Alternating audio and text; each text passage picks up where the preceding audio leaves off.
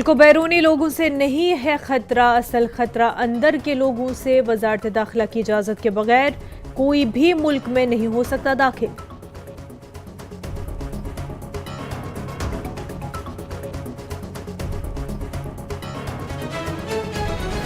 राजौरी के बुढ़ल गांव में पानी के सैंपल में कीड़े मारने की दवा की तस्दीक के बाद झरने का किया गया सील। बुढ़ल गांव को कंटेनमेंट जोन दिया करार। गांव में BNSS की दफा 163 लागू। राजौरी के बुढ़ल में मजीद 3 मरीज GMC राजौरी अस्पताल में दाखिल। ये तीनों मरीज हकीकी बहनें। अब बुढ़ल गांव में पुरस्कार हालात में 17 अफराद की हो चुकी मौत। उधमपुर श्रीनगर बारामूला रेल लिंक का फरवरी के पहले हफ्ते में हो सकता है इफ्तिताह। इस अहम प्रोजेक्ट के तहत जल्द ही श्री माता वैष्णो देवी कटरा रेलवे स्टेशन और बडगाम रेलवे स्टेशन के दरमियान चलाई जाएगी ट्रायल रन।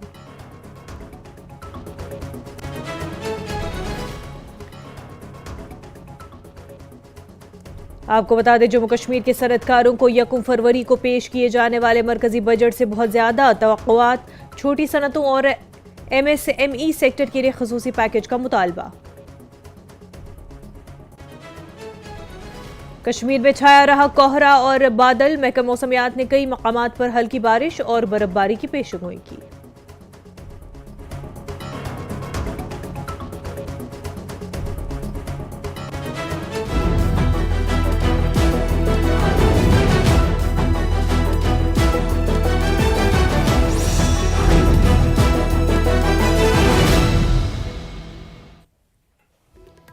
आदाब, कश्मीर न्यूज के साथ मैं हूं मुनज़्ज़ा शाह। जम्मू कश्मीर नेशनल कॉन्फ्रेंस के सदर डॉक्टर फारूक अब्दुल्ला ने आज पार्टी हेडक्वार्टर जम्मू में नेशनल कॉन्फ्रेंस के SC सेल से खिताब किया और खिताब के दौरान फारूक अब्दुल्ला ने कहा कि मुल्क को बाहर के खतरा से ज्यादा अंदरूनी खतरात का सामना है। फारूक अब्दुल्ला ने कहा कि मैं मुसलसल कहता हूं कि कोई भी मुल्क में बगैर वजारत दाखिला की इजाजत के दाखिल नहीं हो सकता।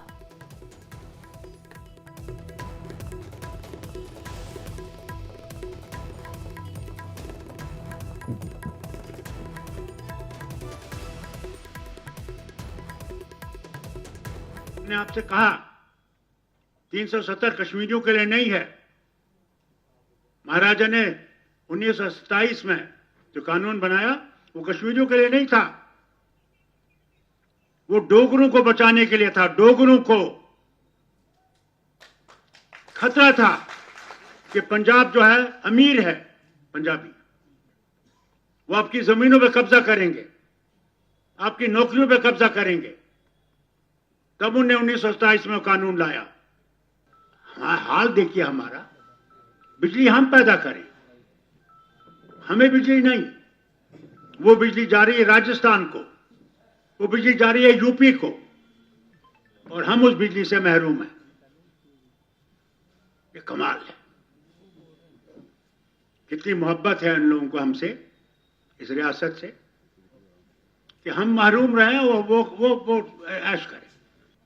आज बड़े आ रहे हैं नेशनल कॉन्फ्रेंस में शामिल होने के लिए, क्योंकि शहद है। इस तरह शहद के लिए मक्खियां आती है ना, इस तरह आज आ रहे हैं, इधर से भी, उधर से भी, यहां से भी, वहां से भी। और जो ये शहद खत्म हो जाएगा वो फिर वहां भाग जाएंगे। वही रहेंगे जिन्होंने सचमुच इस जमात को समझा है और इस जमात के साथ अपनी कुर्बानियां दी हैं, वही रहे। बड़ी कोशिश की इन्होंने हमारे लोगों को तोड़ने की। अब हमने इकट्ठे काम करना है, जो जीता है या जो हारा है, हम लोग इकट्ठे करके इस रियासत को बनाना है। यह रियासत अकेले नहीं बनाई जा सकती, सबको साथ लेके इसको बनाना है, तब ये खुशहाल रियासत बनेगी। राजौरी इंतजामिया ने बुढ़ल गांव में 17 अफराद की मौत के बाद पूरे इलाके को कंटेनमेंट जोन करार दिया। जिला मजिस्ट्रेट ने इस हवाले से बाज़ाब्ता अहकामात जारी कर दिए हैं। आपको बता दें कि इन अहकामात के तहत मुतासरा घरों को कंटेनमेंट जोन 1 के तौर पर नामजद किया गया, जहां लोगों की आमदोरफ्त मुकम्मल तौर बंद कर दी गई है। वहीं मरने वालों के करीबी रिश्तेदारों को कंटेनमेंट जोन 2 में रखा गया, जबकि इस पुरस्कार बीमारी के फैलाव को रोकने के लिए बुढ़ल गांव को कंटेनमेंट जोन 3 रखा गया है। यहां निगरानी और इंतजाम के लिए खसूसी अमला तैनात किया गया है।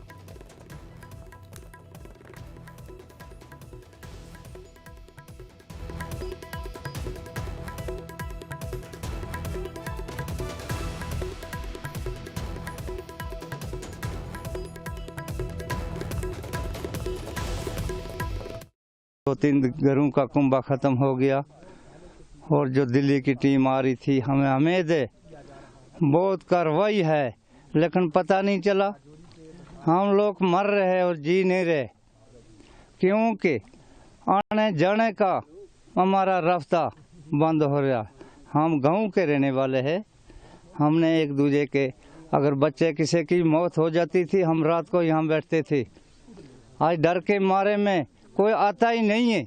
बड़ी बड़ी एजेंसीज आई हुई हैं, हमारी इन्वेस्टिगेटिव एजेंसीज आई हुई हैं, हमारे फॉरेंसिक डिपार्टमेंट चंडीगढ़ से हैं, लखनऊ से हैं, और MHA की टीम भी आई है। हमारी टीम्स अपनी काम कर रही हैं और सभी का अब एक ही पर्पज़ है कि इसका कारण खोजा जाए। और मुझे लगता है कि आने वाले दिनों में ये जो इतनी बड़ी एजेंसियाँ हमारे देश के बड़े बड़े इदारे हैं, तो कुछ ना कुछ हमें बताएंगे कि किस वजह से ये हादसा पेश आया।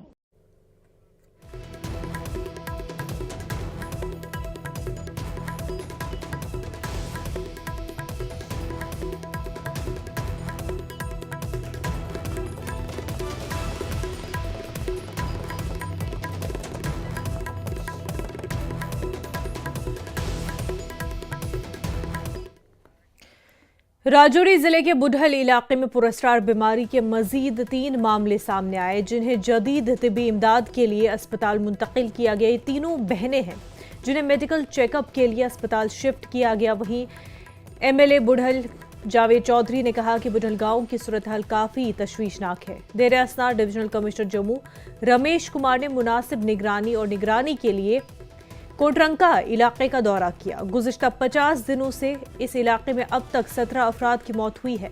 वहीं मौत की वजूहात को जानने के लिए मरकजी टीम तहक़ीक़ात कर रही है।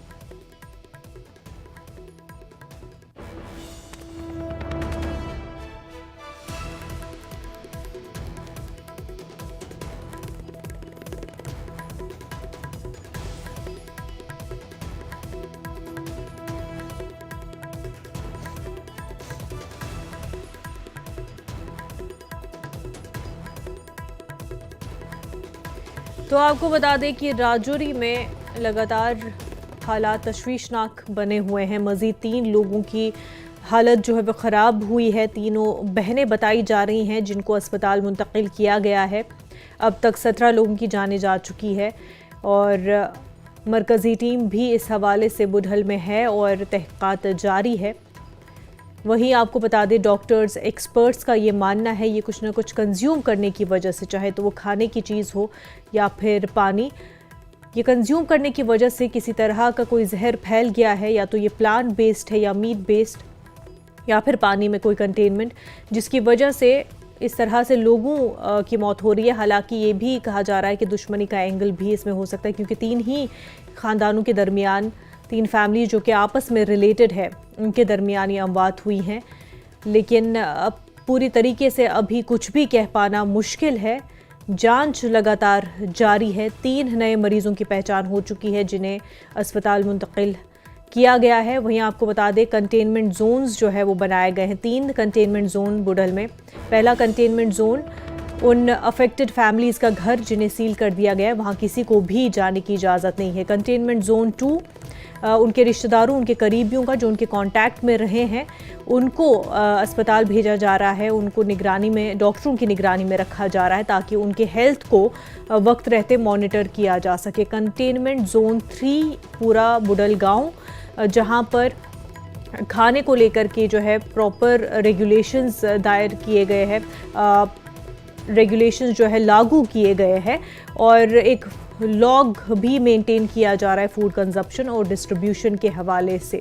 साथ ही साथ गैदरिंग्स पर भी रोक लगा दी गई है। सिचुएशन डे बाय डे जो वो डिफ़िकल्ट होती जा रही है, वर्स हो रही है।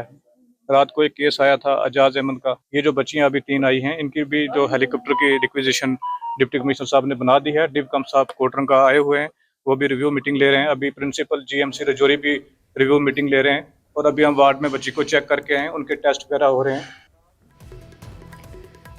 जेडीयू के सीनियर लीडर जीएम शाही ने वज़ीर आला उमर अब्दुल्ला पर शदीद तनकीद करते हुए कहा कि उनकी अथॉरिटी पर सवाल उठा है। जीएम शाही ने कहा कि जम्मू कश्मीर में अर्बन लोकल बॉडी के इंतखाबात को मुलतवी करने का फैसला उनका इख्तियार नहीं है, ये फैसला सिर्फ इलेक्शन कमीशन कर सकती है।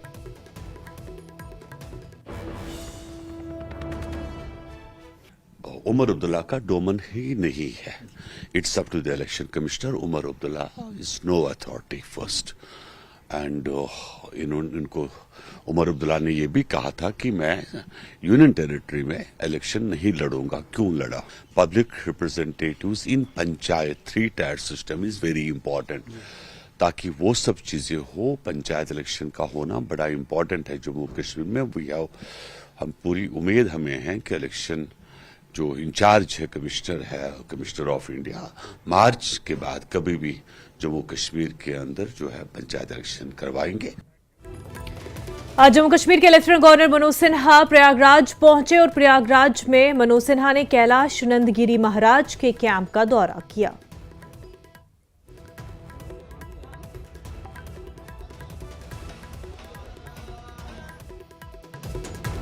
इंडियन सिविलाइजेशनल हेरिटेज का संरक्षण और पोषण करने के लिए मिशन मोड में अब हिंदुस्तान को काम करना होगा।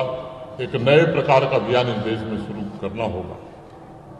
आजकल आप जितने भी इंटरनेशनल मोटिवेशनल स्पीकर्स को सुनते हैं, अगर वास्तव में उनके स्रोत को आप देखेंगे तो हजारों वर्ष पूर्व हमारे यहाँ रचे गए वेद, उपनिषद, भागवतम, गीता, हमारे संतों और हमारे ऋषियों के वचन ही उनके स्रोत हैं।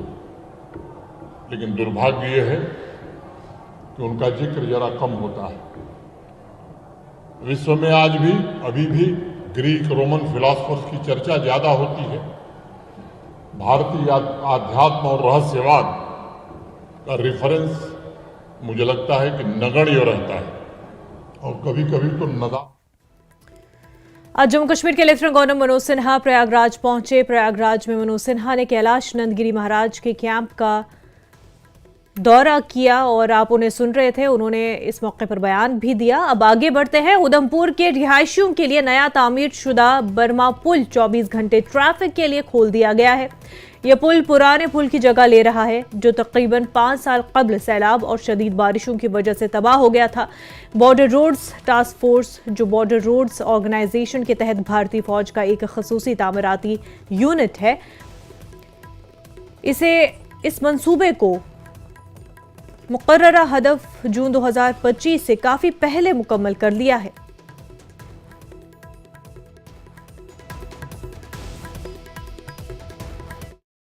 पहले जो हमारा आर्मी हॉस्पिटल था ऊपर था, अब वो इस ब्रिज के इस तरफ आ गया है, जिससे आर्मी हॉस्पिटल में जाने आने के लिए और उधर से या इसमें जाने के लिए जो नया हॉस्पिटल बना प्रॉब्लम थी, लेकिन अब ये सब प्रॉब्लम सॉल्व हो गई है। कोई दिक्कत नहीं है किसी आदमी को भी आने में और ना जा। हाँ, 2021 में क्षतिग्रस्त हुआ था, पानी का स्काउरिंग में पुराना ब्रिज था काफ़ी, और उसके बाद इसको डाइवर्सन एक जल्दी से जल्दी बना के 2 बैली ब्रिज हमने लॉन्च करवाया था ये 2022 में। तो काफ़ी दिनों से गाड़ियाँ उससे चल रही थी और ये ब्रिज का काम हमने सैंक्शन करवाया इमीडिएट इमरजेंट पावर में, और ये 15 महीने के अंदर ये ब्रिज कंप्लीट हो गया। 6 महीने पहले हाँ, वो तो एक समस्या थी सबके लिए, और अभी आने जाने से सबके लिए आसानी हो गई और ट्रैफिक जाम भी कम हो गया। तो उधमपुर वालों के लिए और आगे के लिए भी बहुत ही। इस साल नई दिल्ली में यौम जमहूरिया के मौके पर सिर्फ चंद झांकियां ही निकलेंगी। जम्मू कश्मीर और लद्दाख झांकियां इस बार फहरिस्त में जगह नहीं बना सकी हैं। वहीं 26 जनवरी से 31 जनवरी के बीच भारत पर्व का इनकाद हो रहा है, जिसमें बाकी झांकियां भी शामिल की जाएंगी। इस बार जम्मू कश्मीर और लद्दाख की झांकियां भारत पर्व में देखेंगे और वहीं फनकार अपनी परफॉर्मेंस भी देंगे। इस बार 26 जनवरी को नजर आएगी जम्मू कश्मीर की झांकी। जी हाँ, वही जम्मू कश्मीर जिसको जन्नत के नाम से जाना जाता है। अपने आप में बेहद खूबसूरत जम्मू कश्मीर इस बार झांकी में भी उतना ही खूबसूरत नजर आ रहा है। क्या कुछ नया खास रहने वाला है इस बार झांकी में? जैसे जम्मू कश्मीर जन्नत का एक इसको इंतखाब मिला है, उसी तरह इसमें हैंडीक्राफ्ट भी एक इसका बहुत ही बड़ा इसका रोल है। हैंडीक्राफ्ट का जम्मू कश्मीर के हैंडीक्राफ्ट इतने प्रसिद्ध हैं दुनिया भर में, उसी को हमने यहाँ दर्शाया है। पहले जैसे बसूली की पेंटिंग जो जम्मू शैली है, आर्ट शैली है, ऑथेंटिक ट्रेडिशनल शैली है, उसको यहाँ पे दिखाया है। प्लस कश्मीर के तरह तरह के हैंडीक्राफ्ट जैसे पेपर मैशी, जैसे चेन स्टिच, जैसे ज्वेलरी मिल, हमने पीछे से एक बहुत ट्रेडिशनल हेरिटेज हाउस दिखाया है जिसमें तरह तरह के पिंजराकारी जो हर टाइप के ये है।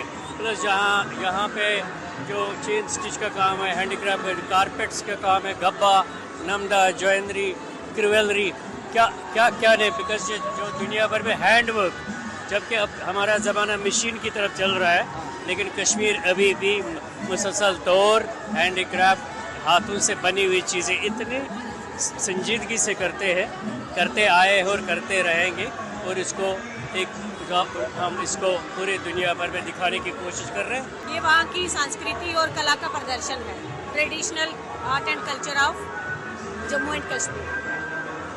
आप देख रहे हैं जहाँ पे एक वास्तुकला का प्रदर्शन है, एक कश्मीरी भवन दिखाया गया है। वहीं पे कश्मीर की खूबसूरती दिखाते हुए lush green lawn and colourful जो खूबसूरत फूल हैं वो आप देख रहे हैं। हम बहुत ज़्यादा ग्रेटफुल हैं, हम बहुत ज़्यादा वेरी ओवरवेल्म्ड और हम बहुत ही ज़्यादा एक्साइटेड हैं इस थीम का, इस लाइक सेलिब्रेशन का पार्ट बनने के लिए। हम बहुत ही ज़्यादा एक्साइटेड हैं, बहुत ही ज़्यादा खुश हैं। बहुत अच्छा, it's overwhelming to be performing in the Republic Day on 26 Jan और it's very overwhelming to be a part of this culture and we are representing it and we are proud of it. Delhi से मैं Ravi Mishra, news 18। तो इस बार 26 जनवरी के दिन आपको लद्दाख की झांकी भी नजर आएगी। आइए जानते हैं कि लद्दाख की झांकी में क्या कुछ खास रहने वाला है जो लोगों को आकर्षित करेगा अपनी ओर। क्या कुछ खास रहने वाला है इस बार लद्दाख की झांकी में? वैसे बेहद खूबसूरत है आपकी झांकी। Thank you so much. सबसे पहले न्यूज़ 18 को बहुत बहुत शुभकामनाएं और बहुत बहुत शुक्रिया अदा करना चाहता हूँ कि आप यहाँ पर कवरेज के लिए आए। हमारे लद्दाख में न्यूज़ 18 बहुत मशहूर है। तो लद्दाख का इस बार जो झांकी है वो हमारे जितने भी इथनिक ट्राइब्स है उनको रिप्रेजेंट करने की कोशिश की है। साथ ही साथ जो गवर्नमेंट ऑफ इंडिया ने स्पेशली 3 चीज़ों को GI टैग से नवाजा है, हमारे हैंडीक्राफ्ट को, हमारे पश्मीना शाल को, हमारे एप्रिकॉट को। तो ये 3 चीज़ों को दर्शाने की कोशिश की है। साथ साथ जो हमारे nomadic life way of life है उन सबको दर्शाने की कोशिश की है। जो हमारे वुमेन्स है, यंग एंटरप्रेन्योर है, वो शाल बनाते हैं, वेविंग करते हैं, जो आर्ट एंड कल्चर, हाँ आर्ट एंड कल्चर को दिखाने के साथ। और पीछे आपने देखा वो हमारे हल्ले स्टार ऑब्जर्वेटरी है जिसे डार्क सेंचुरी है। और सबसे बड़ा जो चोटी देख रहा है, जो पहाड़ है, वो नूनकुन एक्सपेडिशन है। हिंदुस्तान का आप मान लो कि वो माउंट एवरेस्ट है। फॉरेनर हिंदुस्तान की कोने कोने से जो एक्सपेडिशन लोग करने आते हैं उस नूनकुन पीक पर, जो अभी रिसेंटली नॉट जियो ने 25 best place in the world place उसको वो नॉमिनेट किया है। बिल्कुल। अच्छा, ये बताइए कि कितनी खुशी हो रही है कि इस बार झांकी का हिस्सा बनकर, क्योंकि क्या पिछली बार आपको मौका मिला था? हाँ, पिछले साल मौका मिला था सर, उससे पहले नहीं मिला था। तो ये बहुत कंपटीशन होता है। तो इस बार हमें और जम्मू कश्मीर को बड़ा पर्व में हिस्सा मिला है, ये भी हमारे लिए सौभाग्य की बात है। हम कोशिश करते हैं कि इससे भी अच्छे बेहतर हमने अपनी आर्ट कल्चर और जितनी भी हमारी वहाँ की ट्रेडिशन है उसको डिपिक्ट करने की शो करने की। बिल्कुल। तो आपने सुना कि लद्दाख की झांकी में क्या कुछ खास रहने वाला है। लद्दाख का सौंदर्य, संस्कृति, कला, कल्चर और वहाँ का हैंडीक्राफ्ट आपको नजर आएगा इस बार लद्दाख की झांकी में। तो 26 जनवरी के दिन तमाम झांकियों के साथ लद्दाख की झांकी पर भी नजर जरूर दौड़ाइएगा, क्योंकि अपने आप में बेहद खास है लद्दाख की झांकी। दिल्ली से मैं रवि मिश्रा, न्यूज़ 18। लद्दाख के सनखू में ताइसुरु के आइस हॉकी रिंग में 20 रोजा दूसरा आइस हॉकी कोचिंग कैंप और पहली ब्लॉक सतह आइस हॉकी चैंपियनशिप की इख्तितामी तकरीब मुनक्किद हुई और इस तकरीब के मेहमान खसूसी काउंसलर ताइसुरु अब्दुल हुदा थे, जबकि तहसीलदार ताइसुरु अब्दुल रहमान ने बतौर ख़ास शिरकत की है। 20 रोज़ा कोचिंग कैंप में 180 तलबा ने भरपूर शिरकत की, जिन्हें आइस हॉकी कोच मोहम्मद इसहाक ने तरबियत दी। पहली ब्लॉक सतह चैंपियनशिप में 7 लड़कों और 4 लड़कियों की टीमों ने हिस्सा लिया। बच्चों को प्लेटफॉर्म की बहुत कमी है, जो जैसे कि हम जानते हैं कि पिछले लास्ट ईयर से हमने ये आइस हॉकी यहाँ पे शुरू किया और आज बहुत अच्छी तरह से बच्चों का परफॉर्मेंस देखने को मिला।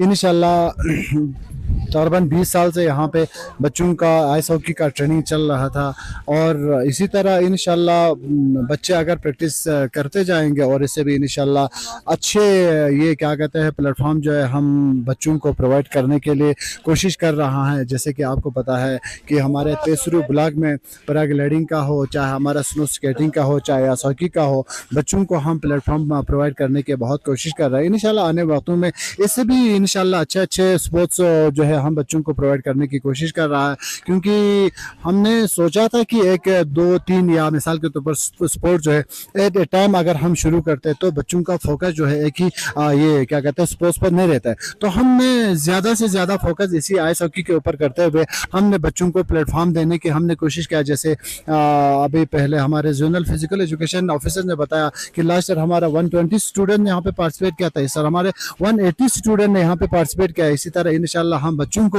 हम इसी तरह के प्लेटफॉर्म देते जाएंगे और बच्चे मेहनत करते जाएंगे और इंशाल्लाह आने वक्तों में हमारे यहाँ से भी इंशाल्लाह एक अच्छा टीम जो है इंशाल्लाह हमारे यहाँ से निकाला जाए। ये खेल जो है ये बहुत पहले शुरू होना चाहता, अब नहीं हुआ, देर आया दुरुस्त आया, इंशाल्लाह अब आ गया है। इंशाल्लाह हम सब मिलके इंशाल्लाह इस स्पोर्ट को और भी आगे बढ़ाने की कोशिश करेंगे। हमारे बच्चों में सलाहियत है, हमारे बच्चों में टैलेंट है, हमारे बच्चे हर जगह जाके पार्टिसिपेट कर सकता है और इनको बस सिर्फ और सिर्फ थोड़ा बहुत ये क्या कहते हैं सपोर्ट की जरूरत है। इनको हम इंशाल्लाह यहाँ पे एक अच्छा इंफ्रास्ट्रक्चर तैयार करके हम अपने बच्चों को एक अच्छा प्लेटफॉर्म हम देने की कोशिश करेंगे इंशाल्लाह। अब टाइम आ मेंढर में साबिक फौजियों ने जम्मू में एक साबिक फौजी के साथ मुबैना बदकलामी और तशद्दुद के खिलाफ एहतजाज किया। मुजाहिरीन ने मुतालबा किया कि जिन पुलिस अफसरान ने साबिक फौजी जवान के साथ बदसलूकी की है उनके खिलाफ सख्त कार्रवाई होनी चाहिए।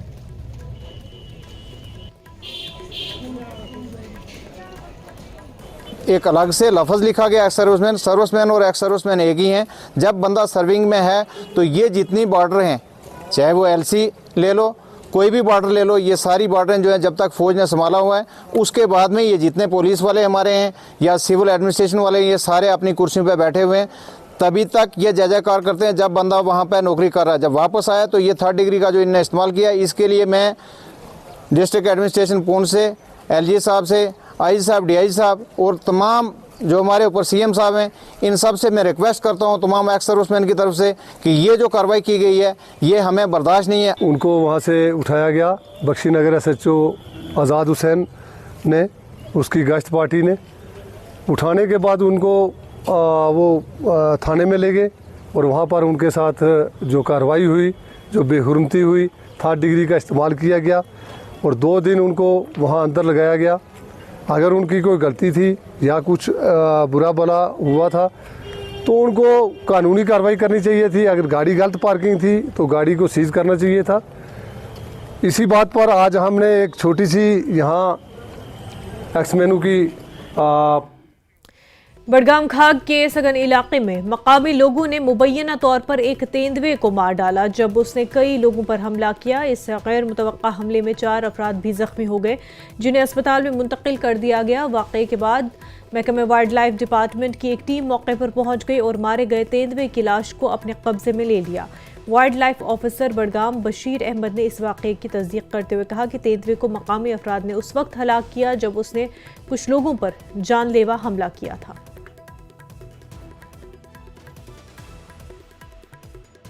पिछले 1 महीने से रंगरेट रावल करालपुरा में ये वाइल्ड लाइफ कैंप चल रहा है। वहाँ लेपर्ड स्पॉट हुआ था तो 1 महीने से वहाँ हम कैंप पे हैं।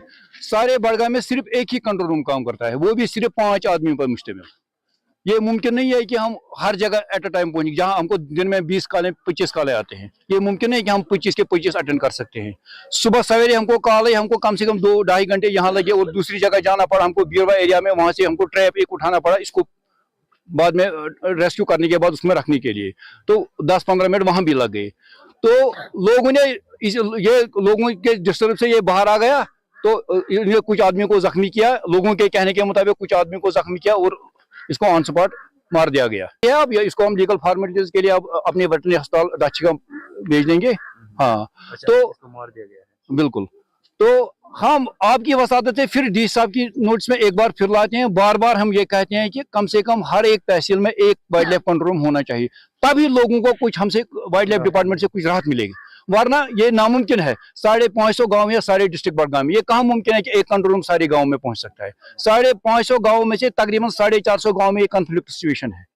महकमा वाइल्ड लाइफ पुंछ ने जिले की तहसील मंडी के दूरउफ्तादा इलाके लोलबेला में एक जंगली रीछ की लाश बरामद की, जो मुश्तबा हालत में मर गया था और उसे महकमे पुंछ के अफसरान समेत सुमित शर्मा की निगरानी में अपने दफ्तर लाया गया और इम्तियाज अहमद ने जहां चीफ वेटरनरी डॉक्टर की निगरानी में रीछ की लाश का पोस्टमार्टम किया।